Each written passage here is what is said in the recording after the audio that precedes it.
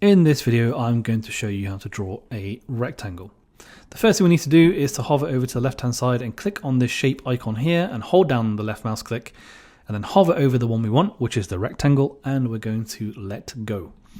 And now you'll see I'm in the mode for drawing a rectangle with my cursor displaying a rectangle. So let's pick an appropriate point on our worksheet and we're going to left mouse click and start drawing out our rectangle by holding down left mouse click and moving our mouse in a direction. Now you notice I'm moving from the bottom left to the top right. That means my anchor point for the drawing is from the bottom left. If I go towards the bottom left of the worksheet, you can see my anchor point for drawing is from the top right. If I go towards the top left, it's now anchored in the bottom right. And if I go towards the bottom right, you'll notice my anchor point is in the top left. Now you'll see that the rectangle is being shown as a preview in red here, so I can make it as big or as small as I want to do.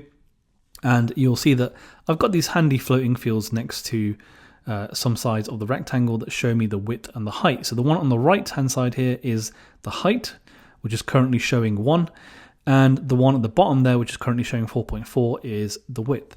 And I can simply let go of left mouse click and that draws that rectangle in place.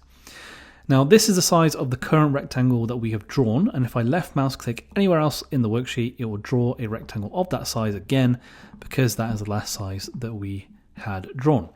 So you can see how quickly you can make multiple of these if you need these on your worksheet.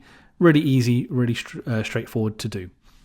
But I don't need the multiple copies for now, so let's just Command Z to get rid of those multiple copies. I don't need those. I'm going to hold Shift so we can reselect our original rectangle, and then left mouse click it, and now that's selected, I'm going to move it into a more appropriate position. So to do so, I can hover my mouse pointer over the middle of my rectangle, and I can left mouse click and drag that out to a more appropriate position. So I can drag it to the top, for example, I can drag it down to the middle, or I can drag it right down to the sides, wherever I need to go, but I'll go dead center for now, and I can tell that's the middle because my job is a 10 by 10 job with the datum in the bottom left, so that means the middle of my job is X5, Y5. So right away, a lot of handy information in regards to our rectangle and where it is placed. But there's more than that, so let's go over all of these handles around the rectangle and see what they do. Now if I hover my mouse pointer over the top handle here, or indeed the bottom handle, you'll notice on the right hand side our floating field appears, and that's telling us the height.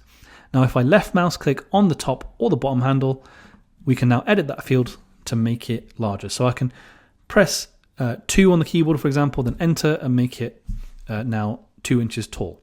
I can also simply left mouse click and drag the rectangle from the top, or indeed from the bottom, to make it as large or as little as needed. And then we can also do the same for the width. So if I hover my mouse pointer over the left or the right handles here, you'll notice that the floating field pops up at the bottom, and I can just drag out my rectangle to be whatever size I want from each side. And I can do it on the left hand side here as well, just to demonstrate.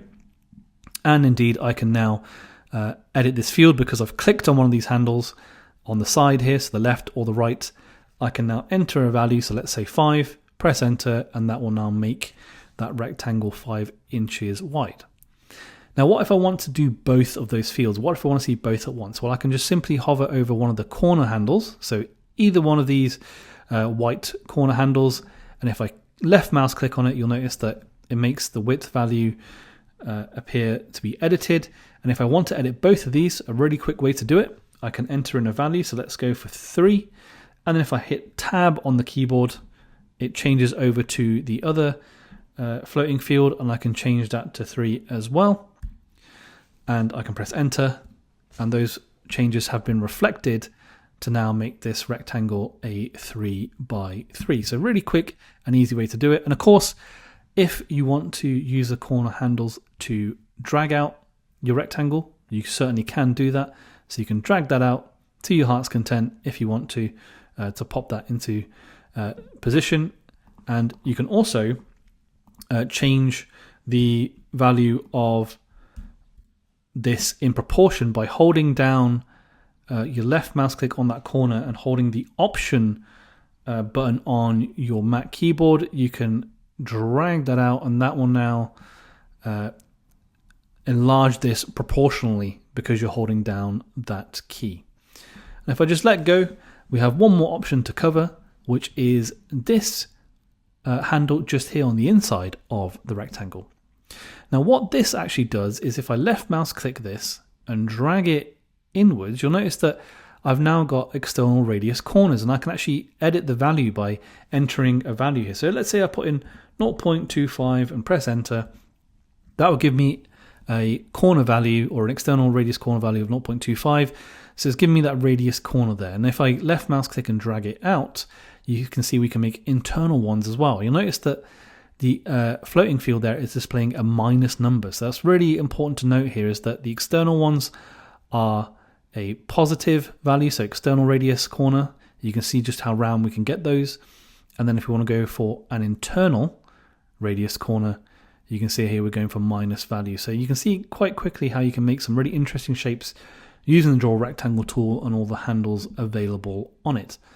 And you'll notice that if I now click in the job, because that is the rectangle that we have created, we can now make copies of that and place them elsewhere as well. And of course, you can still edit this to your heart's content. So let's say you want to make a lovely sign here, you can drag this out and now you've got a template ready for your sign. And if you hit escape on your keyboard to come out of the Draw Rectangle mode, if you then press E on the keyboard for echo, you'll notice that you go back into Draw Rectangle mode because the software recognizes that you had used it previously. And that is how you draw rectangles in the software.